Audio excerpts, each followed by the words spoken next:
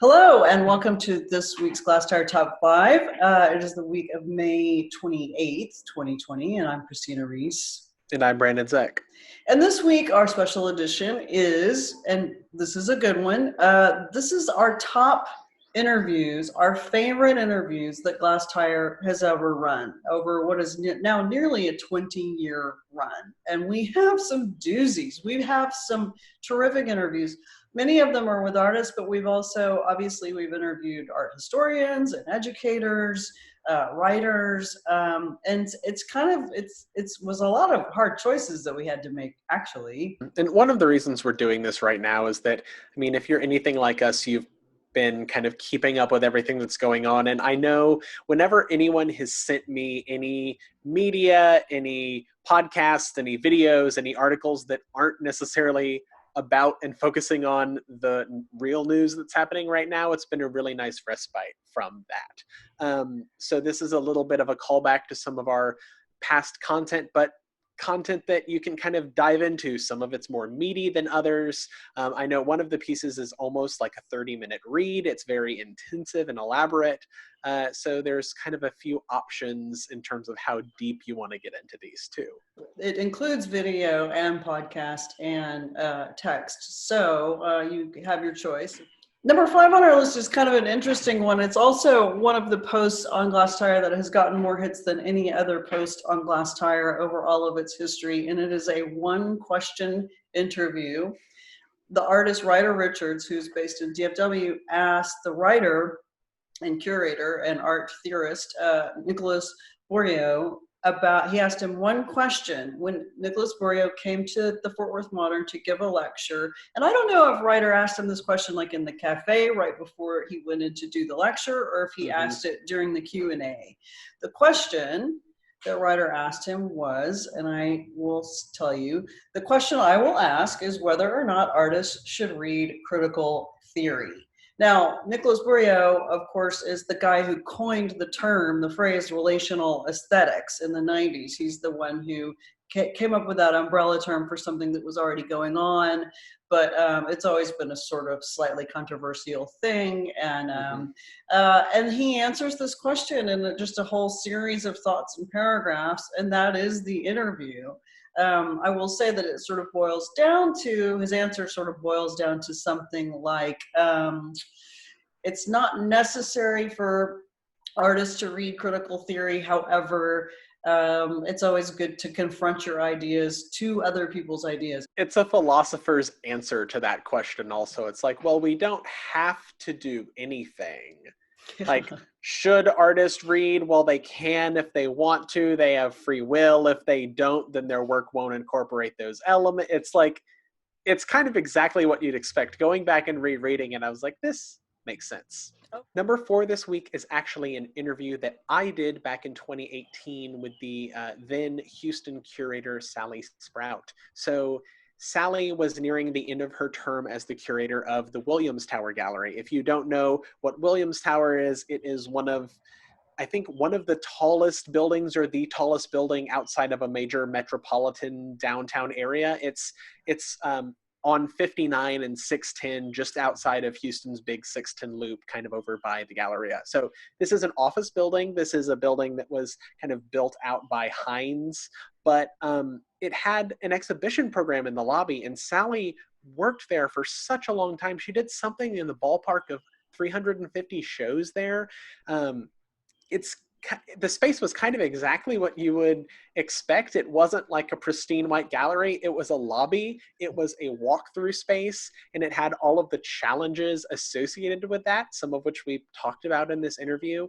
But it also meant that because she was in Houston for so long and did so many shows, that an unmeasurable number of artists came through kind of under her tenure. And she curated shows that included God knows how many artists at this point, honestly.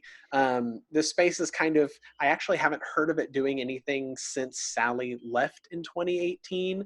But there was kind of an outpouring of recognition in the comments section of this post also, just because so many people that were a part of the Houston art scene for so long grew up with her, grew up under her, and were really touched by the work that she did. So this was a really special one, and I'm so happy we were able to publish it and I could talk to her before she left. It's a terrific interview, and there's a lot of good history there. She had a lot of freedom, and because she works independently, she was able to work with whoever she wanted to. And she loved Texas artists. And so she would do surveys and retrospectives before even the nonprofits would get around to doing it. Number 3 this week is actually, it's a series of videos. So it's 16 little kind of snippet bite-sized videos about 4 different artists. So there's 4 videos per artist. This suite of videos was made by the San Antonio filmmaking team, Wally Films. We worked with them in the past. They're fantastic filmmakers. And if you're in San Antonio, you probably definitely know their names. But this video series was done in late 2018, early 2019, and it featured short interviews and kind of studio working shots with 4 artists. So Mari Hernandez, Katie Pell, Charlie Kitchen, and Adriana Corral. The really touching thing about going back and watching this is since this video series happened, Katie Pell passed away.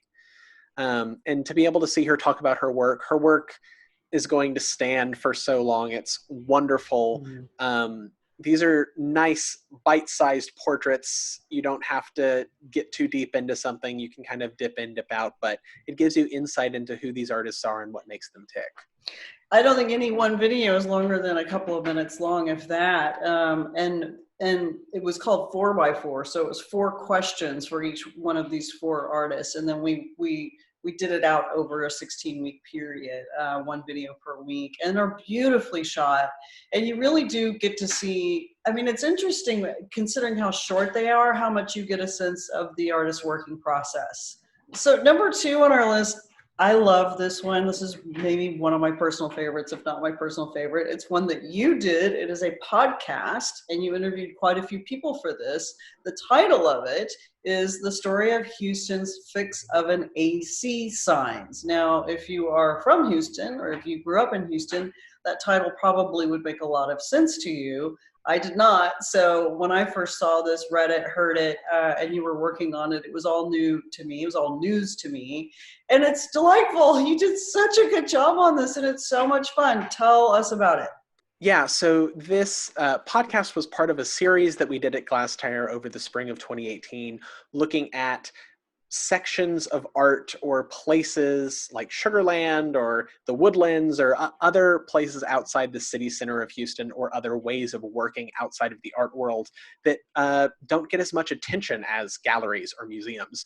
So this was about these signs that are plastered all throughout Houston in kind of the oddest places. They're screwed to telephone poles, to trees. A lot of times they're like 9 or 10 feet up, which doesn't make any sense. It's like, how did they get up there? These are hand painted. They're just a symbol. And I started to really recognize them, not only because I continuously saw them in the landscape, but also because I saw them in people's offices. Like they had snatched them or found a way to get them down, or they had sourced these signs somehow. And, you know, it's clearly advertising a business. There's no like pseudo folk art guerrilla component about it. It's this person who makes signs to advertise their business, and the signs themselves as objects are beautiful and wonderful and so ubiquitous if you're familiar with them.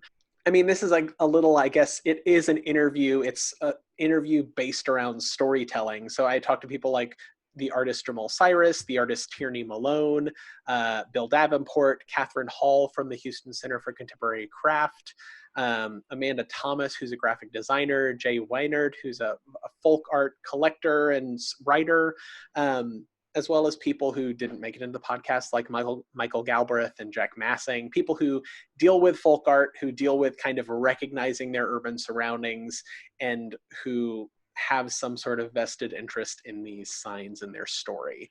I mean, I just kind of had to get to the bottom of this for myself of anything, because I needed to know more about them and what other people thought about them. So number 1, this might actually be one of the longer pieces that Glasstire has ever published. Interviews normally do run a little long, but it is an interview that Michael Galbraith did in 2017 with Bill William Camfield, Mhm. the longtime art history professor at Rice University, before that at St. Thomas University in Houston. And it is an interview about, well, loosely based on, it kind of gets into the meat of it later, but about Duchamp's fountain. So, his urinal from 1917 that was so famous and then lost and then he recreated. It was produced on the 100th anniversary of Fountain because that happened in 1917. But William Canfield is one of the leading scholars, if not the leading scholar, on Duchamp's fountain, but just on Duchamp as well.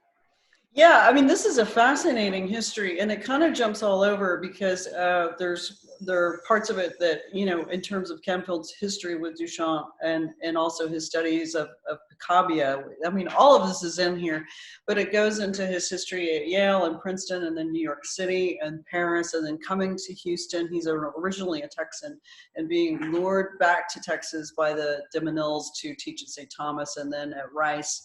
And back in the day, and his relationship, his friendship with Duchamp, and interestingly, Duchamp wasn't that interested in talking about his own work.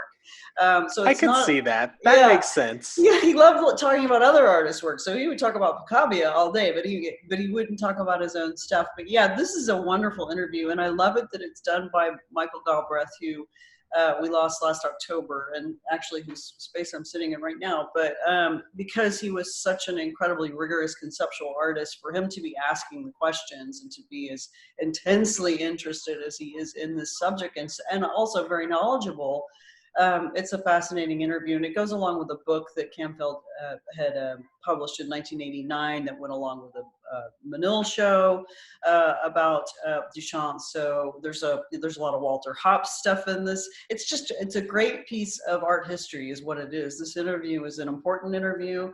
I think more people need to read it. They need to know it as a resource, and we're really proud to have it. So that's our list. But I mean, as I said, this was a hard one to narrow down because we run interviews all the time. I mean, we're running interviews right now every day. They're called artist check-ins, and they're video interviews with some of our favorite Texas artists. And that's also in conjunction with our auction, which is ongoing. We've interviewed a lot of the auction artists for our current auction, and you can still bid on the works, and you can go and watch interviews with the artists. And we ask them about the works in the auction.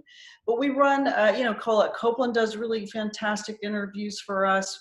We do Art Dirt sometimes and have guests like Pete Garchon. And I'm not sure a week goes by on Glasstire since my tenure as editor-in-chief that we haven't run an interview, frankly. Yeah, well, and there's a great backlog of things that, I mean, we wanted to put in this list, but we can't put everything we love in this list. Like there's a video that we did with the Houston curator Clint Willauer about kind of his 40-year career. Ultimately, as many of you know, he ended up for 25 years curating the Galveston Art Center, but there's a whole story before that. There's a podcast series that former Glasstire staffer Ariana Roach did for us called Not a Hobby, in which she talks to artists about their work being just that, their work being not a hobby. It's real work that they balance their artistic practice with like a day job, as so many artists do. And for us it's great because we sort of consider ourselves the paper of record for the Texas art scene for the last 20 years, and we like to get this information in. We like to get these histories in, and having the histories come straight from the artist's mouth is one of our preferred ways of doing it. And some of my artist check-in videos run a little bit longer because I'm also asking some of these artists about sort of their path of getting into art and how their careers have evolved, because I want it as a record on Glasstire. So anyway, that's if you go to Glasstire and you look up your favorite artist, there's a real possibility that there's an interview with that artist on our website. And that includes some international and national artists who come in and do shows, big shows at our big museums. We have, certainly we interview those artists as well. Mm-hmm. Nina Cacciadorian, Janine Antoni. When we were going through this, I found an old interview, like at least 10 years old, with Trenton Doyle Hancock. There's a backlog. Oh yeah, absolutely. We could do like 4, 5, 6 versions of this top 5, and it would all be good. So maybe still for right now, stay home, but see some art. See some art. Read some art. Read some art. Listen to some art. Watch some art.